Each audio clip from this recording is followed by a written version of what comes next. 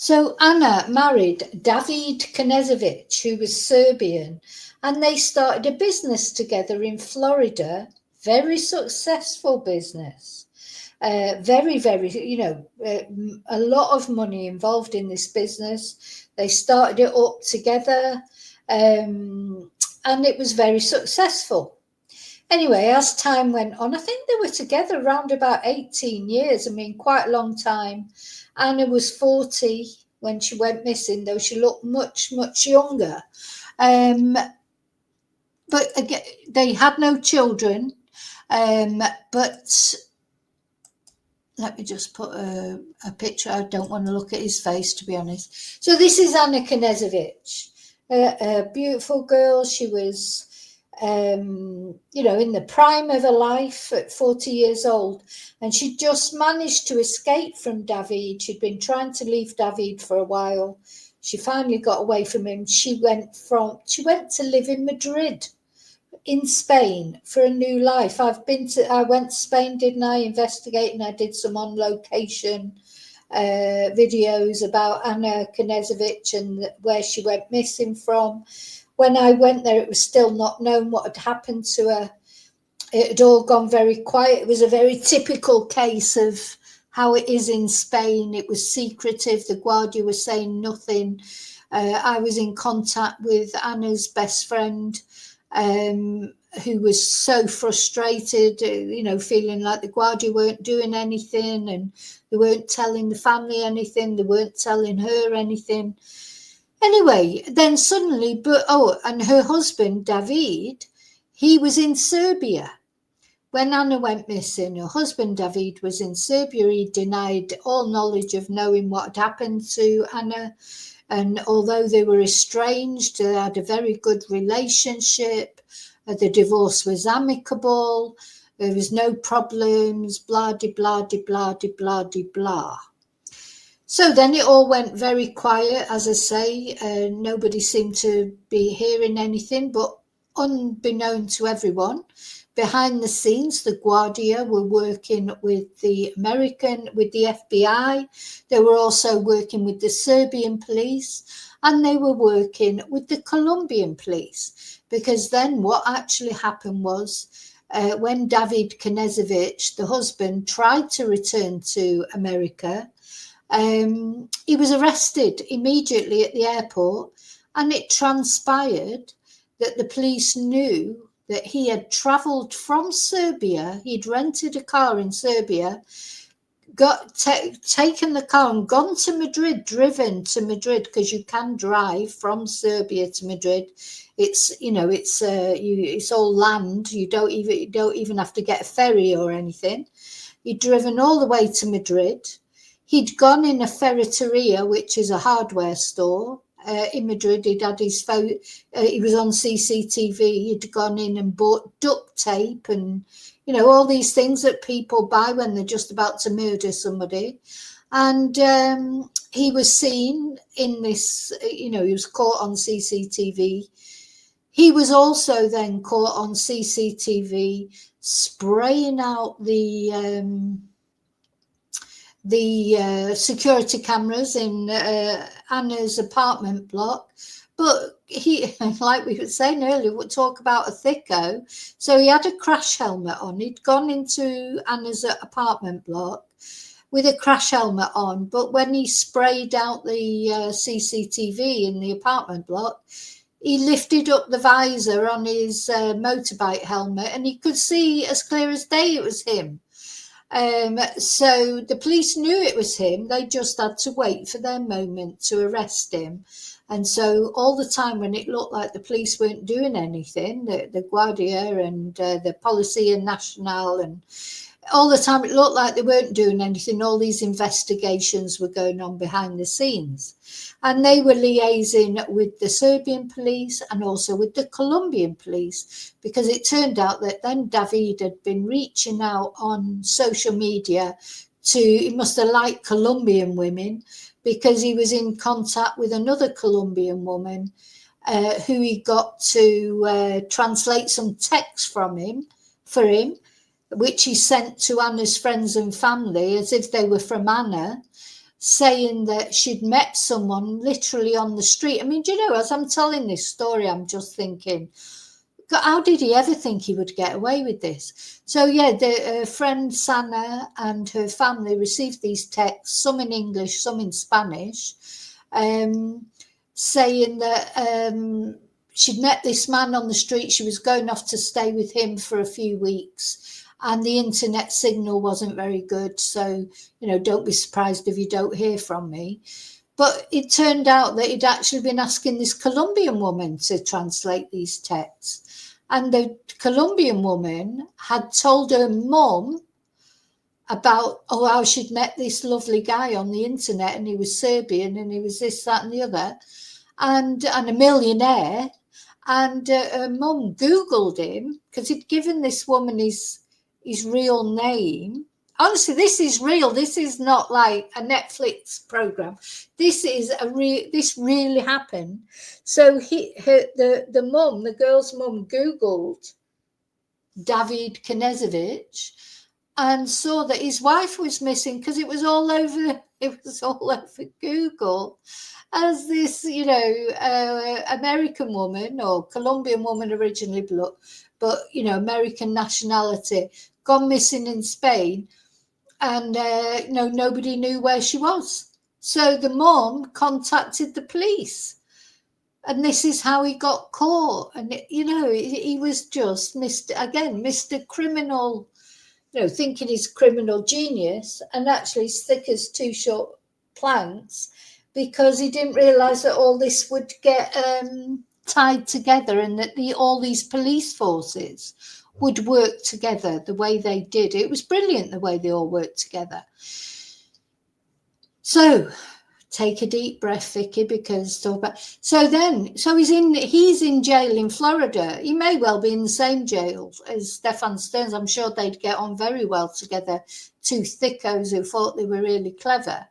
So Anna, though, so then it turns out on this CCTV that the police had, not only was in Anna's apartment spraying out the CCTV, but he didn't even do that very well. So he was caught on camera coming out of the lift in Anna's apartment block with a suitcase. And the police think that Anna was in that suitcase, bless her. She was a very tiny, petite girl. So she wouldn't have, you know, according to the police, she wouldn't have been difficult to fit into a suitcase. Anyway, the problem is her remains have still not been found. Now, he went off then back to Serbia. So somewhere in between leaving Anna's apartment and going to Serbia, he has disposed of Anna's remains. But nobody knows where they are. Now, let's have a look at this that I've just found. So this is the Serbian Times. David Knezevic threw the body in the forest. The search for Anna Knezevic continues in Italy, with Spanish and American authorities involved. Did he go to, where did he go to dispose of a body? Now, I've got to say, I thought that he would have disposed of her as soon as possible somewhere in Spain, because he won't have wanted to. Now, the other suspicious thing he did was the hire car, the car that he rented from Serbia to go to Madrid. When he took it back, it had the windows tinted. He had the windows tinted on the hire car. It also had different number plates. So that was obviously suspicious in itself. No, did he really think people wouldn't realise there was something funny about that? It's odd, isn't it? But anyway, you wouldn't think anyone would be that stupid, really. Because to be honest, my money in the beginning was on that he'd probably hired someone to do it, to kill Anna. I always thought he was involved in it. But I thought maybe he had hired someone because he had a lot of money. But he didn't. He would have been better off hiring somebody, wouldn't he? Because he hadn't got a bloody clue, had he, basically, how to kill someone and cover his tracks. He would have been much better, investing his money in a hit person. So apparently, so this is 3 months ago. This is the first time I've seen this. But and it's saying that earlier this morning in Vicenza, in the Cogollo de Sendro area, the search for the body of Anna Maria Knezevic, a 40-year-old millionaire who disappeared in Spain on February the 2nd of this year. So, actually, I missed that anniversary. So it wasn't. So it was February the 2nd. Was it February the 2nd last year? Wasn't it? Yeah. It was February the 2nd last year that she disappeared. Have you ever noticed a lot of things seem to happen in February? It seems to be, I don't know, it seems to be when people decide to do stuff. So Anna Knezevic has been missing since February and she vanished without a trace in Madrid. She had moved to the Spanish capital from Florida after a difficult divorce from her partner, David Knezevic, and he is considered the prime suspect in her disappearance and murder.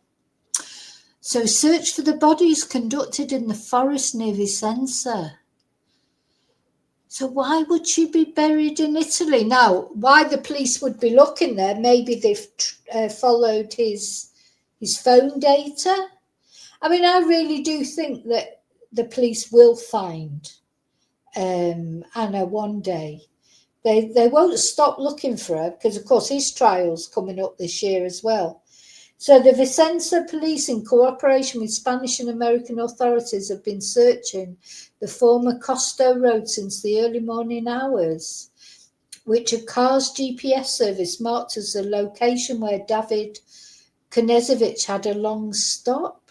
Now, they haven't found her yet, as far as I know, so that must have come to nothing.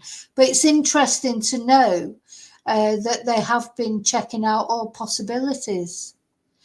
So the investigation led to the blocking of the road by the municipal authorities of Vicenza.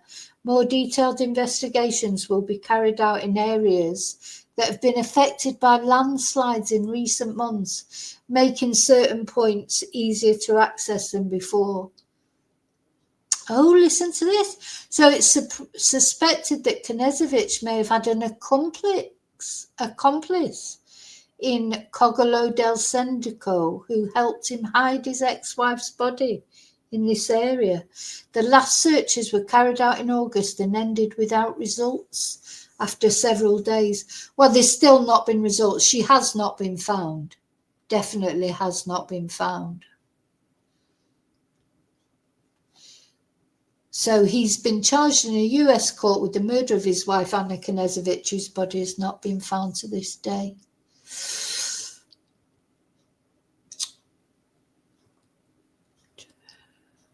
Yeah, that's just really repeating what I've...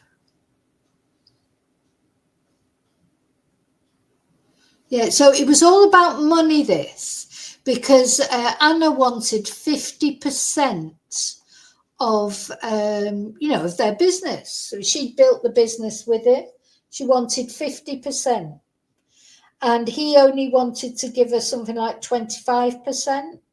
So it was all to do with money. It was all to do with money. Oh, I didn't know they'd been looking in Italy. Anyway, let's just hope that, because of course it's not that he can't be found guilty of murder without a body, but obviously if the body is found, it does make everything, more clear cut, doesn't it? Because the police, his defense lawyers are actually saying that she could still be alive. She could still walk in at any moment, So it would be a lot better. Hey, Jackie, thank you so much for joining. Thank you. We'll welcome you properly on Thursday. Thank you.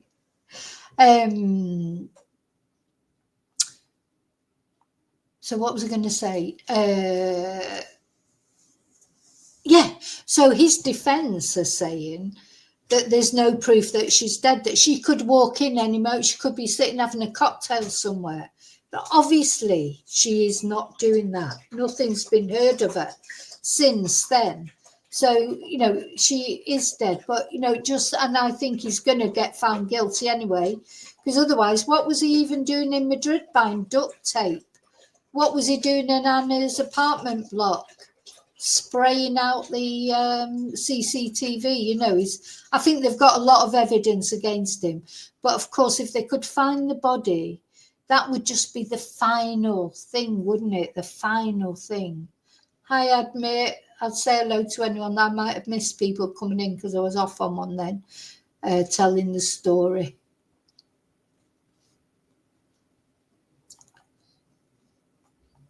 Did I disappear? Well, I was never there. Well, I say never there. I'm not on the, I'm on the avatar.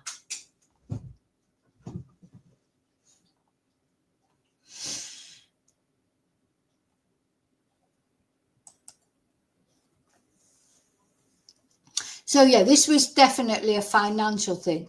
But just while we're on it, I'll just see if I can find any more about it, because you haven't spoke about Anna. Like, do you know, there's always so many things to talk about. I can't, you know, I could literally just sit on stream for 24 hours a day. There'd always be something to talk about, wouldn't there? There's so many cases that we're following and follow it through to the end always.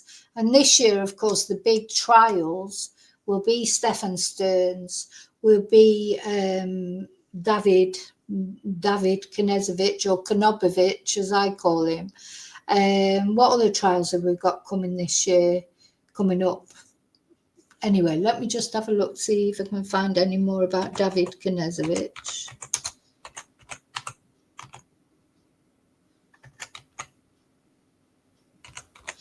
I mean, I've got quite a long playlist about him on my channel.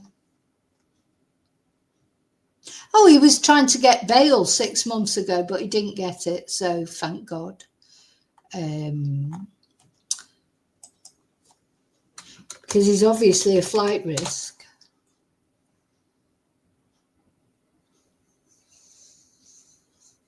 Yeah, there's not really any recent news. Let's have a look at the...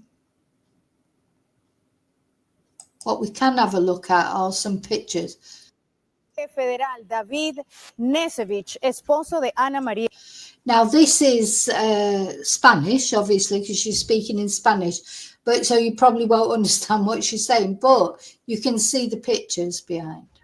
Henao, la mujer colombiana estadounidense desaparecida en Madrid el pasado febrero. Adriana Navarro nos tiene lo último al respecto. Muy buenas tardes, Adriana.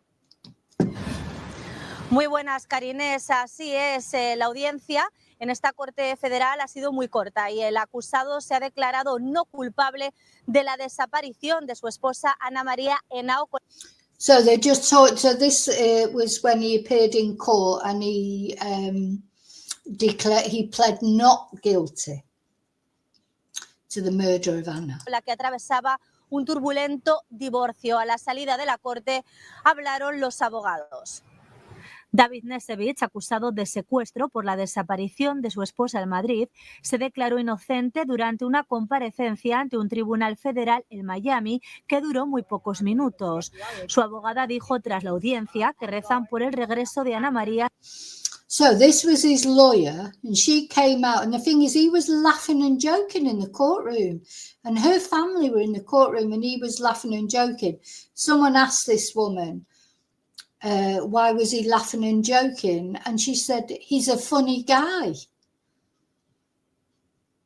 You know, this is what I can't bear about these defense lawyers. Sana y salva, que es lo que todos esperan.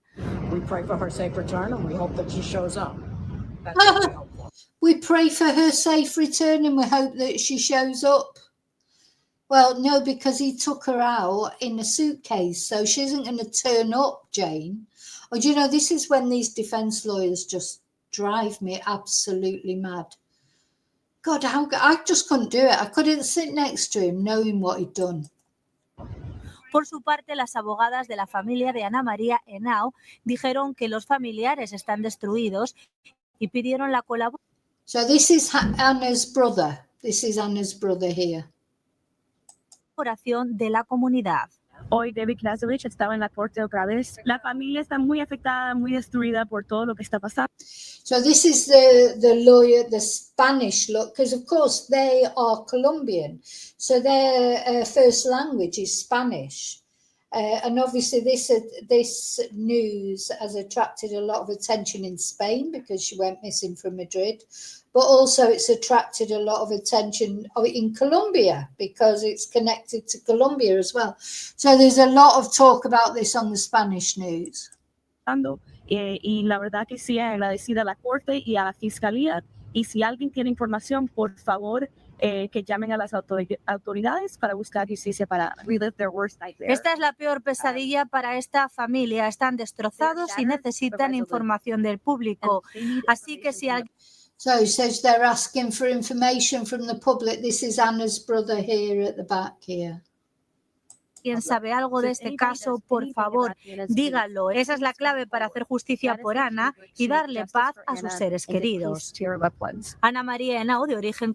Oh, and this was her with Sana, her best friend.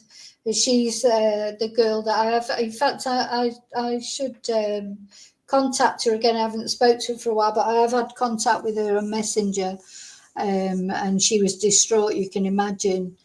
You know, in the beginning, it was just like, well, what could possibly have happened? You know, I think, you know, you just can't get your head around it, can you? And then as days went on and they realised that Anna was not being in touch with anyone and that they realised that something had happened, they tried to get hold of David. He was just like, oh, nothing to do with me. I don't know what's happened to Anna. He wouldn't go to Spain. They asked him to go to Spain. And Sana went to Spain. Sana lives in Sweden. Well, she may live in Florida, actually, but she's Swedish originally. She went to Spain, and that was her who found out that someone had black spray painted the CCTV in the apartment block. And she went to the police and it was her. She was getting frustrated with the police. But that, unfortunately, is the way the Guardia is. And this particular case... that's what I found out when I went to Madrid. It had been made top secret. It was so secret they couldn't even tell you. When I phoned the courts to see if it was being dealt with at the gender violence courts, it was so secret they couldn't even say yes, we're dealing with it, or no, we're not dealing with it. They just couldn't say anything. It was like, no, this is the way Spain works, for good or bad, that's just the way it is. Colombiana, pero también con nacionalidad estadounidense, fue vista por última vez el 2 de febrero del 2024 en Madrid. Los fiscales publicaron recientemente nuevas imágenes que muestran a David en la casa de Ana. Yeah, so look, there he is. It's clearly him. It's clearly him. Look, if you look at, you can see from his eyebrows. So he's in there with a crash helmet on, and he's. But they've got the video of him buying the spray paint anyway in the hardware store. So you know he's just a total idiot. Ana María en España, pintando con un aerosol una cámara de vigilancia y comprando pintura y cinta. Yeah, he bought it. They've got the CCTV of him in this. He didn't have a mask on or anything there. We've got the CCTV of him buying the paint. Adhesiva en una tienda del área. También afirman que salió del edificio de Ana María con una maleta. Fotos que forman parte de... Yeah, and she's just said and when he black sprayed out the CCTV, he didn't even do that right because they could see, you know, it hadn't been blocked out properly, and they could see him come out with a suitcase. De las pruebas presentadas en su contra. Ambos estaban separados, atravesando un divorcio complicado después de 13 años de matrimonio. Juntos eran propietarios de un servicio de soporte informático para empresas del sur de la Florida. A pesar de que los abogados de David Knezevic afirman que estaba en Serbia, su país natal, en el momento de la desaparición, los fiscales argumentan que tienen pruebas que muestran lo contrario, que alquiló un coche y condujo casi 2.000 millas hasta... Oh, see, this is like in happier times, isn't it? When they met or whatever, they look quite young there. But yes, all she's talking about here is she's going over what I told you earlier, that he rented this car. Who rents a car in Serbia goes to Madrid. They know he was in Madrid. You know, you don't rent a car, take it back with tinted windows and the number plate changed, and he thinks nobody will notice. Idiot. España, devolviendo el coche más tarde. Un abogado de la familia de Ana María mostró un mapa con el recorrido que hizo el acusado. Yeah, so this is the map of where he went. So this is Serbia, this is Belgrade. This is where he drove. Who does that? And he said through his lawyer he'd never been to Spain. He didn't want to go to Spain. He didn't speak Spanish. Why would he go to Spain? And there you go, he did.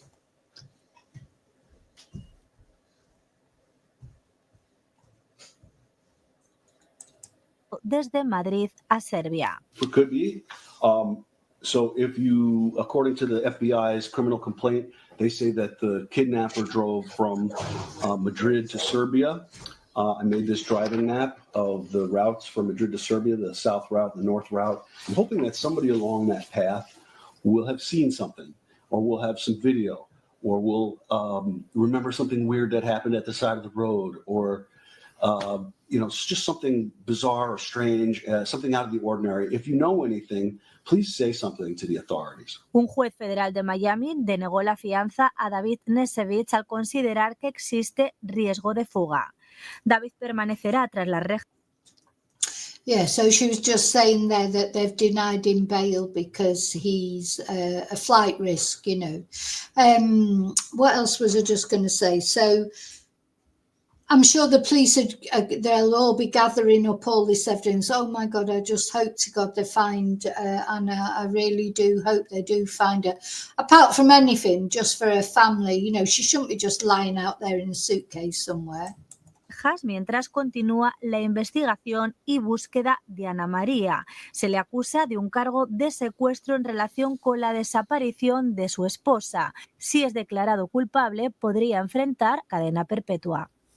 Y en el noticiero de las 7 de la noche les ampliaremos. Yeah, so she just said if he's found guilty, he is likely to be given life without parole. I'm sure I don't know, the death penalty is on the table for him as well. Esta información, soy Adriana Navarro y vuelvo contigo, Karines. Okay, so yeah, I'm glad I looked at that because I haven't looked at Anna's case for a while. So I'm glad that, hopefully,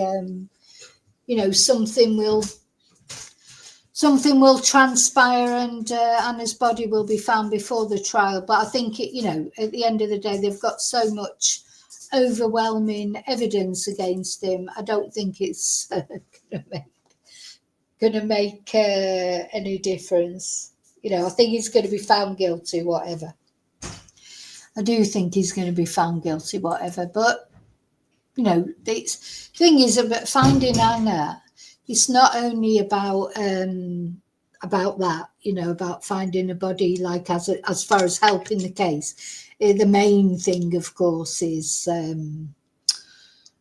a family and for the fact she shouldn't be just lying out there in the